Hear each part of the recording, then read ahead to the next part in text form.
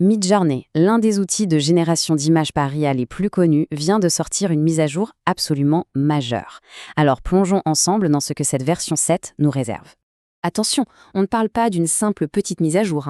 Comme le dit bien cette citation, la version 7, sortie en avril 2025, est une refonte architecturale complète. On passe littéralement d'un outil de création d'images à une véritable suite de production multimodale professionnelle. Et cette réinvention, elle repose sur 3 piliers.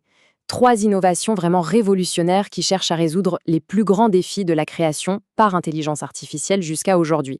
Ces innovations, elles répondent directement à des frustrations que les créateurs connaissent depuis des années, la cohérence des personnages, bien sûr, mais aussi la possibilité de créer de la vidéo et des objets 3D.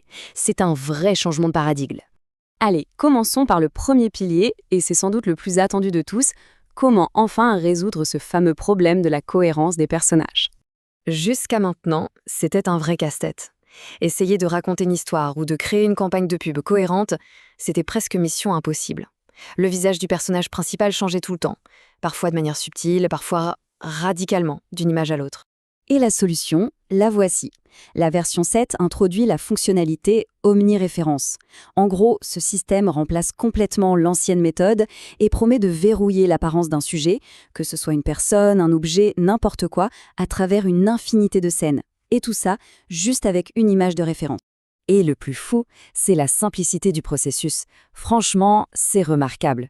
On rédige son prompt, on ajoute le nouveau paramètre moins au ref, on colle l'URL de l'image de référence et on peut même ajuster le niveau de cohérence. Ce qui était quasi impossible avant devient une simple ligne de commande. Ce tableau illustre bien le niveau de contrôle qu'on obtient.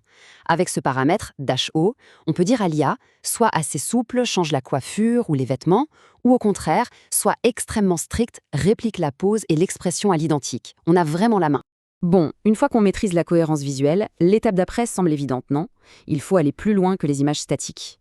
Et c'est exactement ce que fait la V7. Elle ne se contente pas d'améliorer les images, elle veut leur donner vie. Et ça, c'est un changement de philosophie qui est fondamental pour Midjourney. On ne parle plus seulement d'un générateur d'images, on parle d'un véritable moteur créatif, capable de produire des vidéos en mouvement et même des ressources 3D immersives. Concrètement, ça veut dire quoi? Ça veut dire que les créateurs peuvent maintenant prendre une image, générer un clip vidéo de 5 secondes, choisir si le mouvement doit être subtil ou dynamique, et même rallonger ces clips jusqu'à 21 secondes. C'est une façon complètement nouvelle de donner vie à ces créations. Et pour la 3D, c'est tout aussi impressionnant. La V7 intègre un système de type NeRF. Pour faire simple, c'est une technologie qui permet de créer des scènes 3D complètes à partir de simples images 2D. C'est un pas de géant vers la création d'objets, d'environnements pour les jeux vidéo, la réalité virtuelle et bien d'autres choses encore. Le troisième et dernier pilier, lui, il s'attaque à un obstacle que tout créatif connaît bien, le temps. Comment peut-on aller plus vite pour tester ses idées? Et comment faire en sorte que l'outil comprenne vraiment, intimement, notre style personnel? Alors pour la vitesse, la réponse c'est le nouveau mode brouillon. Il permet d'explorer des concepts 10 fois plus rapidement. C'est juste parfait pour la phase de brainstorming, quand on a besoin de générer plein d'idées sans soucier de la qualité finale. Et en plus, ça consomme moins de ressources. Et pour la personnalisation, la V7 va entraîner un modèle esthétique unique pour chaque personne. Il faut imaginer l'IA comme un assistant personnel qui apprendrait nos goûts en matière de couleurs, de lumière, de composition, pour mieux anticiper ce qu'on veut. Et le plus bluffant, c'est la vitesse. En 5 petites minutes, l'IA peut assimiler un style artistique. 5 minutes. Avant, il fallait noter des centaines d'images. La collaboration entre l'humain et la machine devient incroyablement plus fluide, plus intuitive. Avec toutes ces avancées, une question se pose. Comment Midjourney se place par rapport à la concurrence en 2025? Regardons un peu ce paysage.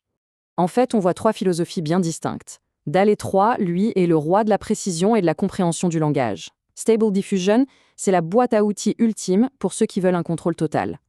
Et Midjourney V7, il double la mise sur sa force historique, la qualité artistique, l'esthétique, cette capacité à générer des images qui ont une âme. D'ailleurs, même quand on compare avec la version précédente, on sent une nette évolution vers le réalisme. La V7 produit des images plus naturelles avec des tons plus équilibrés. Cela dit, certains artistes préféreront peut-être encore le style plus contrasté, parfois un peu dérangeant de la V6.1 pour des projets bien spécifiques. Toutes ces innovations techniques nous amènent finalement à une question bien plus profonde. Quel est l'impact de tout ça sur le futur de notre propre imagination? La trajectoire est limpide. Midjourney ne se voit plus comme un simple outil, mais comme un moteur créatif tout en un. Leur vision à long terme, c'est celle du holodeck de Star Trek, permettre de créer des mondes entiers en temps réel, en haute fidélité, presque juste par la pensée. Ce qui nous laisse sur cette interrogation fondamentale. Si l'IA n'est plus seulement un outil qui exécute des ordres, mais devient un véritable partenaire créatif, quel est le nouveau rôle de l'imagination humaine dans tout ça?